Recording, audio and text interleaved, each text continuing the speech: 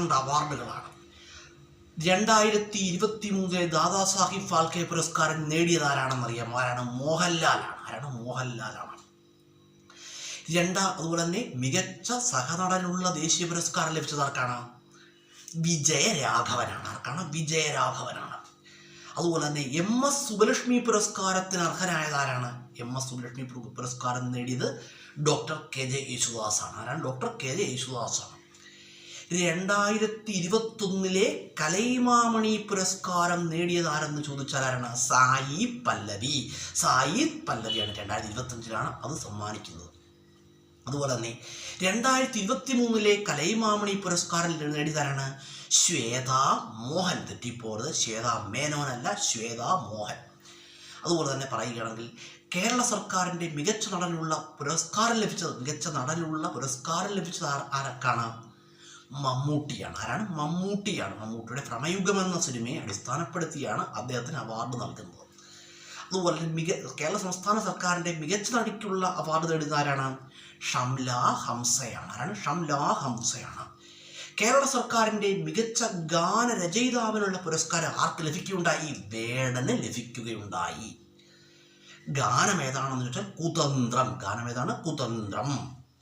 അതുപോലെ വളരെ പ്രധാനപ്പെട്ട ഒരു ക്വസ്റ്റ്യനാണ്. അതുപോലെ 2025 ബിഗ് ബോസ് മലയാളം സീസൺ 7 വിജയി ആരാണ്? അനുമോളാണ്. ഫസ്റ്റ് റണ്ണറപ്പ് ആരാണ്? അനീഷാണ്. അതുപോലെ 2025 കേരള സാഹിത്യ അക്കാദമി അവാർഡ് നേടിയത് ആരാണെന്നറിയാമോ? ധർമ്മജനാണ്. 2025 എഴുത്തച്ഛൻ പുരസ്കാരം ആർക്ക് ലഭിക്കുകയുണ്ടായി? KG ശങ്കരപ്പിള്ള. ശങ്കരപ്പിള്ളയാണ്. 2025 വയലാർ പുരസ്കാരം ലഭിച്ചതാരാണ്? ആർക്കാണ്? സന്തോഷ് കുമാറാണ്. അതുപോലെ 2025 ഓടക്കുഴൽ പുരസ്കാരം ലഭിച്ചത് ആർക്കാണ്? അരവിന്ദാക്ഷനാണ്. അദ്ദേഹത്തിൻ്റെ ഗോപ എന്ന നോവലിനാണ് പുരസ്കാരം ലഭിച്ചത്.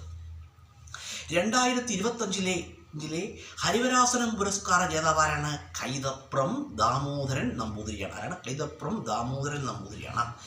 2024 മാതൃഭൂമി പുരസ്കാരം ആർക്ക് ലഭിക്കുകയുണ്ടായി? സാറാ ജോസഫിനാണ്. ഈ അടുത്ത സമയം ജൂണിലാണ്, 2025 ജൂണിലാണ് ഈ പുരസ്കാരം അദ്ദേഹത്തിന് സമ്മാനിച്ചത്. ഓസ്കാർ പുരസ്കാരം നേടുന്ന ഏക മലയാളി ആരാണ്? റസൂൽ പൂക്കുട്ടി.